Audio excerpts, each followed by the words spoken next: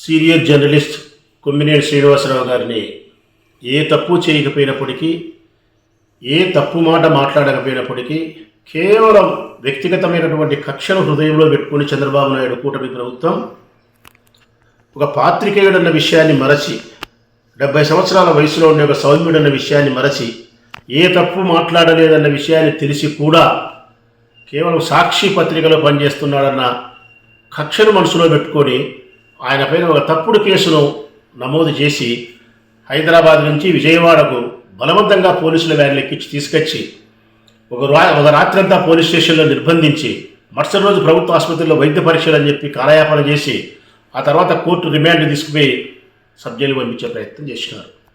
ఇక్కడ కట్ చేస్తే కొమ్మినేని శ్రీనివాసరావు గారు తనకు జరిగిన అన్యాయాన్ని సుప్రీంకోర్టు వాకిలి తలుపు తట్టడం జరిగింది.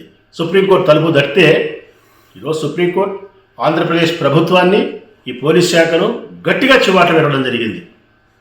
వెంటనే విడుదల చేయమని సుప్రీంకోర్టు ఆదేశాలు ఇచ్చింది. పాత్రికేయుడైనటువంటి కొమ్మినేని శ్రీనివాసరావు గారిని వెంటనే విడుదల చేయండి.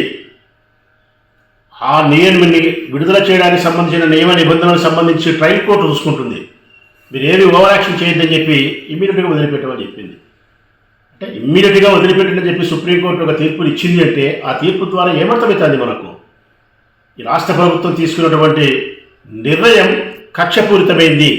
కొమ్మినేని శ్రీనివాసరావు గారి యొక్క అరెస్ట్ వెనుక కక్ష దాగి ఉంది తప్ప చట్టం లేదు, న్యాయం లేదనేది స్పష్టంగా అర్థమైపోతూ ఉంది. కేవలం రెడ్ బుక్ రాజ్యాంగం ద్వారానే ఈ రాష్ట్రాన్ని పరిపాలించని ప్రయత్నం చేసే ఈ కూటమి ప్రభుత్వానికి సుప్రీంకోర్టు తీర్పు చెంపపెట్టు కావాలి. భావ ప్రకటన, పత్రికా స్వేచ్ఛకు ఎంత ప్రాముఖ్యతను సుప్రీంకోర్టు ఇచ్చిందో ఈ తీర్పు ద్వారా ఈ ప్రభుత్వం అర్థం చేసుకోవాలి. ఇకనైనా ఈ రాష్ట్రంలో భావ స్వేచ్ఛకు అడ్డంగా కలిగించకూడదు, స్వేచ్ఛ ప్రకటనకు అడ్డం కలిగించకూడదు, జర్నలిజానికి అడ్డంకి కలిగించే ప్రయత్నం చేయకూడదు. అక్రమ నిర్బంధనలు, అక్రమ కేసులు, అక్రమ అరెస్టులు ఆపేయాలి.